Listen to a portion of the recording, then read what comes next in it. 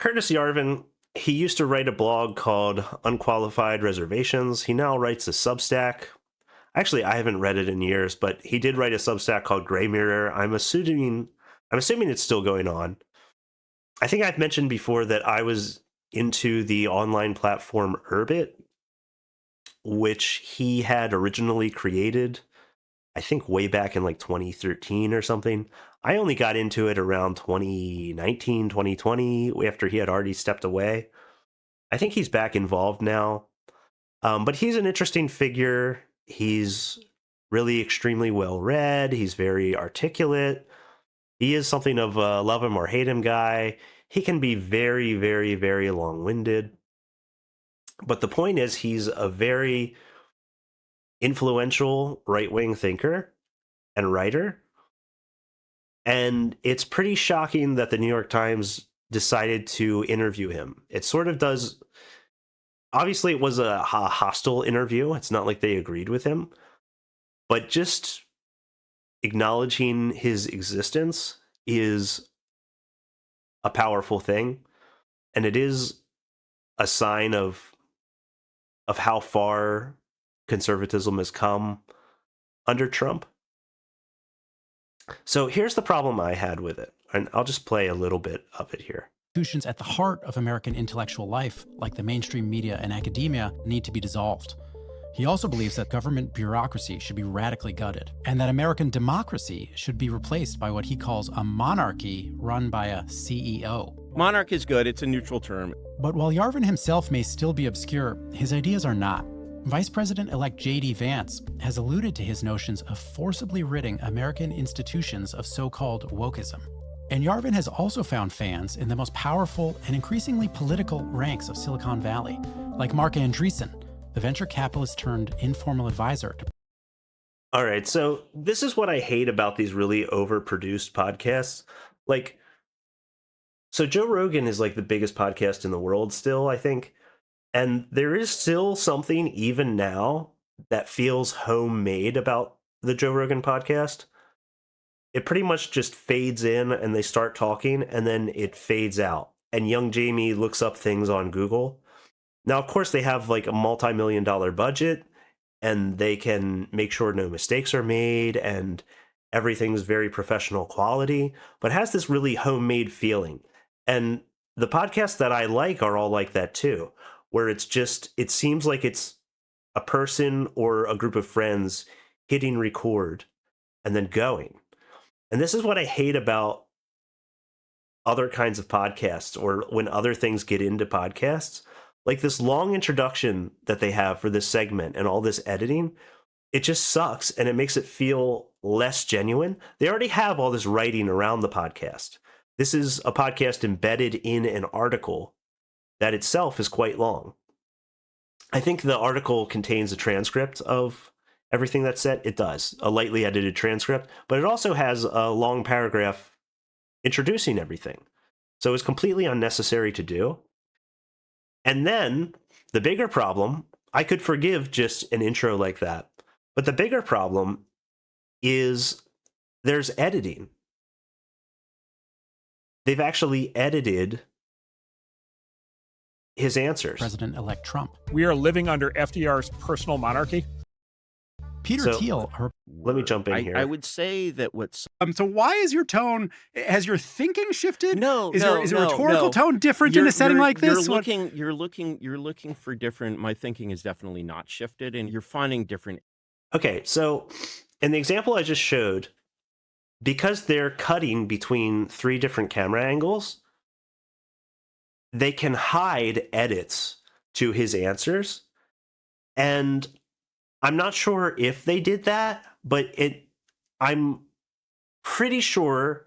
I'm not sure if they did that just there at that part I showed because they changed the camera angle, but I'm pretty sure they did do it at least at some point during it. You can see like a fade out and fade in at one point, and it just gives me no confidence in the podcast. I don't actually mind a podcast with Curtis Yarvin that's adversarial, especially against someone competent. And I don't really hate this interviewer. He's a little annoying. He's not on my side, but he's clearly a very intelligent person who's not intimidated by Curtis, and he's not deferential at all. And he does go after him a little bit and spar with him, which would be great. But when you have someone who's like that, and then they're showing you an edited podcast, it really gives you something that doesn't have that much value. Because you know that he can cut what he says and he can cut what Curtis says to make him look good. Which is why like the Rogan podcast is interesting, because there aren't any cuts. Now, I know sometimes they edit things out. Usually Joe mentions that they edited out. But if Rogan had on a guest and he was contending with him and he tried to argue with him about something, but then the guest got him and won the argument, you would see that in the Rogan podcast, and that's how you can have faith in it. In this podcast, where they're hiding editing, you can't really know if Curtis had a great point and had a great comeback when he was challenged.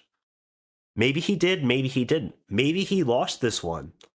I think there's a point here where the New York Times host says something like, I find your examples to be obfuscating instead of enlightening, because Curtis was doing what he does in his blogs, and he's leaning on some really old reference, some book that was mildly popular 150 years ago, and he starts telling a story about that or something like that. And the interviewer challenges him on that point. And I don't mind that. I don't mind him being challenged. I'm not even a huge Curtis fanboy. I think it can be annoying when he goes off on those tangents. But if you edit the answers, like, well, what if Curtis really came back with something that was interesting, like had a great answer to that? I don't know, because it looks like he just got shut up. Maybe he did just get shut up, but I don't know that because of how it's edited. And they have him in studio first, and then the second half of the podcast or the interview, whatever you want to call it, is done remotely, like through Zoom or something. So did they cut so much material that they realized they didn't have enough to put together for the interview? And also, the whole thing is only like Emphasis. 50 minutes.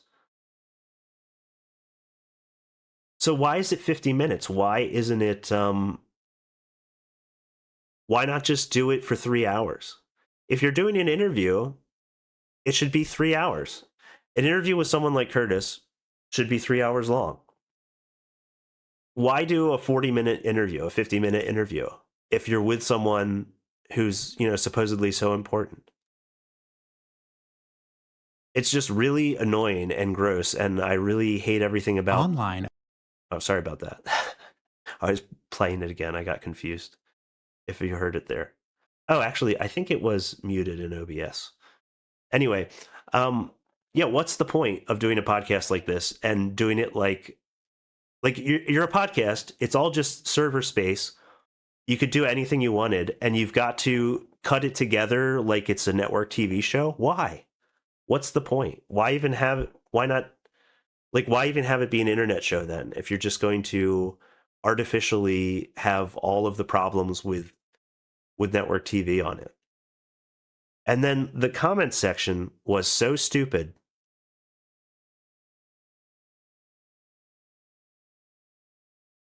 All right, here's a comment that I wanted to show.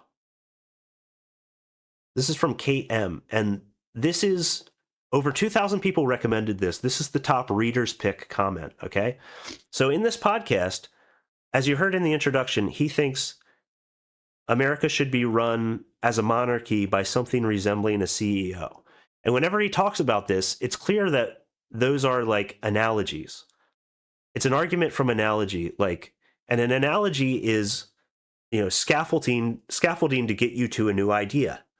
It's not literally what it is. So he's not saying it should literally be a CEO. He's just saying it should be someone with incredible executive power who should be leading the country. So he uses the term CEO and it uses examples of good CEOs using their power to grow the value of what they're supposed to grow the value of. And when the interviewer confronts him and says, well, it shouldn't all be about just raising the GDP or whatever, he says, yes, and a CEO's main job is actually to raise the value of all the assets in what he's controlling. And if you look at the people as the assets, blah, blah, blah. So it's clear that he's not just talking about making the line go up. And it's clear because he explicitly says that. And also because if you're not retarded, you realize the CEO thing is just a way to describe a powerful executive.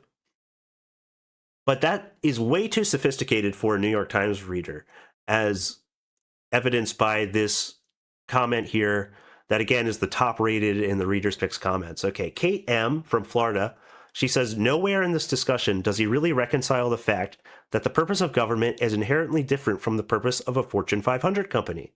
This comparison doesn't really hold up.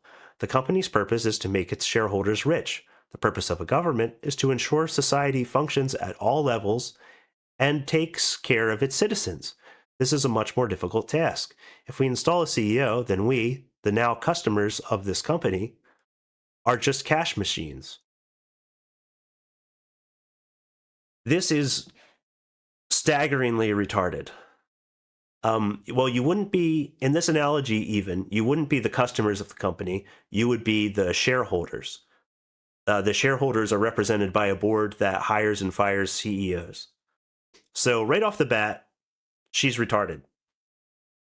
But if her concern is that a government that is run by a CEO will just try to make the value of the country go up, and if you consider the value of the country to be the GDP, well, that's what we have now, today. That's the nightmare situation we have now under Republicans and Democrats who sacrifice everything for GDP. The manufacturing gets outsourced. The labor is done by immigrants, legal and illegal, and all of that makes the GDP go up and the line go up. Well, that's what they're doing. That's what we've had. That's what we've had under democracy, or whatever you want to call it, that we have now. And she's saying, and again, this was upvoted. This was recommended as the best comment there. This is how retarded a New York Times reader is. They don't understand the argument that someone's giving. And then the New York Times is cutting up the argument, so you don't even know if that's even what he said. And everything is gay and everything sucks my ass. That's my point. That's all I really have to say. Everything sucks but me. I'm awesome. I kick ass.